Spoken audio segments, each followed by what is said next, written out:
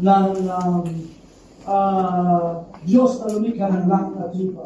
Kasamahan po tayo lagi po ng Diyos. Lagi na mabanggit po sa atin, kapag andun na po tayo sa presensya ng ating Panginoon, walang sino man pwede makapigil sa plans and goal ni Lord sa buhay ng tao sa atin. At naniniwala po ako, andyan kayong lahat.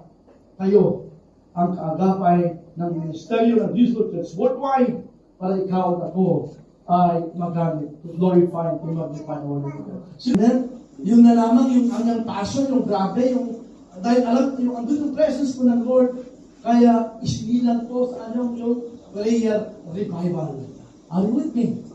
Grabe At lahat na yun po, lahat po ng mga leaders, mga workers, para malaki na po. The Lord say, 1, 2, 3. The Lord says, these people come here to hear my word.